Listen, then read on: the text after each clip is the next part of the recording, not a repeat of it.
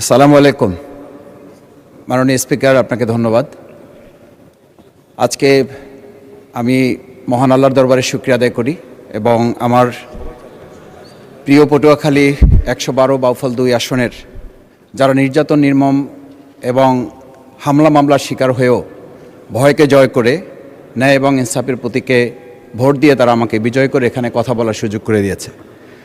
মাননীয় স্পিকার, আপনি জানেন আজকে আমরা যখন এখানে দাঁড়িয়ে কথা বলি তখন আমাদেরকে এটা ভাবতে হচ্ছে যে আমরা কথা বলতে গিয়ে আবার বিগত ১৭ বছরের কোনো একটা বৈষম্যের মধ্যে পড়ে যাচ্ছি কিনা। কিন্তু আমাদেরকে এটা ভাবতে হচ্ছে আমরা যখন এখানে দাঁড়িয়ে কথা বলছি, আমাদের কথা বলার সময় শহীদ শরীফ ওসমান হাদি ইনসাফের পক্ষে কথা বলার সময় বলেছিল, আমার প্রতি যে জুলুম করবে আমি তার সাথেও ইনসাফ করতে চাই। আমরা লক্ষ্য করেছি এই সরকার প্রতিষ্ঠিত হওয়ার পর শরীফ ওসমান হাদির ব্যাপারে তার বিচারে কতটুকু কার্যকারিতা নিয়ে এসেছে তা আমরা এখন পর্যন্ত জানতে পারিনি। আমার মনে হয় আমরা সংবিধান নিয়ে ঘাটাঘাটি করতে করতে যদি সংবিধানই আমাদের রক্ষা করতে পারত, তাহলে সংবিধান আমাদেরকে বলে দিত যে আমাদের সেদিন বালু ট্রাক সরানোর ক্ষেত্রে সংবিধানের পৃষ্ঠা আমাদেরকে খুঁজতে হতো। সংবিধান যদি আমাদেরকে রক্ষা করতে পারত, তাহলে ৭২-এর সংবিধানের আলোকে আজকে আমাদের এখানে থাকার কথা না। আমি শফিকুল ইসলাম মাসুদ, আমার এখন জেলখানায় থাকার কথা। সংবিধান যদি মানতে হতো, তাহলে আমাদের মাননীয় প্রধানমন্ত্রী বাংলাদেশে থাকার কথা না, ওনার দেশের বাইরে থাকার কথা।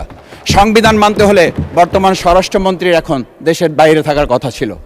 সংবিধান মানতে হলে যে বাচ্চাদেরকে আজকে এখানে শিক্ষা দেওয়া হচ্ছে, দীক্ষা দেওয়া হচ্ছে, কিংবা তাদেরকে কোনো কোনো ক্ষেত্রে জাসদের সাথে তুলনা করা হচ্ছে, সেই বাচ্চাদের নিয়েই আমরা এই সরকার দলের লোকদেরকে, সরকার দলের সম্মানিত নেতৃবৃন্দকে আমরা চোখের পানিও ফেলতে দেখেছি। আবার কাউকে কাউকে কথা বলতেও শুনেছি যে এই সমস্ত বাচ্চাদের, আমরা তাদের শিক্ষার্থীদের আন্দোলনের সাথে আমাদের কোনো সম্পর্ক ছিল না। আমরা খুব লজ্জিত হই মাননীয় স্পিকার, আমাদের এই বর্তমান সময়ে আমরা যদি এটা খেয়াল করি যে আমাদের বাংলাদেশের এই বর্তমান প্রেক্ষাপটটা নতুন করে এখন যে গণভোটের যে আজকে ন্যায্যতা অন্যায্যতা, সাংবিধানিক পৃষ্ঠা, লাইন, অক্ষর, দাড়িকমা আমাদেরকে শেখানোর চেষ্টা করা হচ্ছে, যদি সেটা হতো তাহলে বাংলাদেশ জাতীয়তাবাদী দলের সম্মানিত মহাসচিব তিনি কয়েক হাজার পুলিশের বেষ্টনীর মাঝখানে একা একটা মোবাইল নিয়ে তাকে আমরা দাঁড়িয়ে থাকতে দেখেছি, তখন সংবিধান আমাদেরকে রক্ষা করতে পারে নাই। মাননীয় স্পিকার, আমি ৩৫০ মামলা নিয়ে ৭ মাসের ব্যবধানে, আপনিও আমার ২-১টা মামলাতে আপনি আমাকে সহযোগিতা করেছেন, সেটা এই সুযোগে ধন্যবাদ জানাতে চাই। আমার ৩৫০ মামলা জামিন করতে ৭ মাস সময় লেগেছে, আমার বের হতে সময় লেগেছে ৪.৫ বছর। আমি সেই ৪.৫ বছরে ৩বার রিয়ারেস্ট হয়ে ২বার গুম হয়েছি। আমি তখন ডিজিএফআই, এনএসআই, ডিবিএসবির কাছে জানতে চেয়েছিলাম, আমার সামনে দিয়ে বড় বড় নেতারা বের হয়ে যাচ্ছে, আমার অপরাধটা কি? তখন বলেছিল তারা হুমকি না, হুমকি হচ্ছেন আপনারা। আমাদেরকে যখন শেখ হাসিনার শেষ সরকার নিষিদ্ধ করেছিল, তখন তারা ১৪ দল মিটিং করে বলেছিল এই জামাত শিবিরই হচ্ছে সবচেয়ে বড় সমস্যা, তাদেরকে নিষিদ্ধ করলে এই আন্দোলন থেমে যাবে। আজ একটা কথা পরিষ্কার বলতে চাই, এই গণবিপ্লব নিয়ে আমাদের মাথা ব্যথার মূল কারণ হচ্ছে এখানেই। শেখ হাসিনা আমাদেরকে যথার্থ টার্গেটটা করেছিল, সেই টার্গেটের মূল লক্ষ্য ছিলাম আমরা। আমাদেরকে বলা হয়েছিল একটা গুলি করলে একটা সরে বাকিগুলো লড়ে না, সেই লড়ে না লোকগুলো ছিলাম আমরা মাননীয় স্পিকার, যার কারণে আমাদেরকে তারা ভয় পায়। আমরা এখন বর্তমান সময় ভিডিও দেখতে পাই যেই শেখ হাসিনা বাইরে থেকে বলেছিল আমরা এই দলকে ভোট দিতে বললাম, আর সেই দল আমাদের সাথে আবার বিশ্বাসঘাতকতা করেছে। আমরা সেই শেখ হাসিনার বক্তব্য শোনার পর আমরা কাউকে আজকে এখানে বলতে শুনি নাই শেখ হাসিনার ওই বক্তব্য সঠিক নয়। এই মানুষ প্রতারিত হয়েছে, বেইমানি করা হয়েছে। আবার যদি গণভোট, জুলাই সনদ নিয়ে এই জাতির সাথে প্রতারণা করা হয়, তাহলে মূল্য দিতে হবে শুধু নয়, আবার আমাদেরকে ১৭ বছরের সেই জেল জুলুম, নিপীড়ন, গুম খুনের জায়গায় আমাদেরকে ফিরে যেতে হবে। আমি মনে করি পরিষ্কার বক্তব্য, গণভোটের প্রতি সমর্থন না জানিয়ে জুলাই সনদকে যদি আজকে ইগনোর করা হয়, তাহলে আমাদেরকে কিন্তু আবার সেই গুম খুনের আয়নাঘরের দিকে আমাদেরকে ধাবিত করা হবে। আমি মনে করি গণভোটের বিরোধিতা করার অর্থ হচ্ছে আমরা আয়নাঘরকে সমর্থন করতে চাই।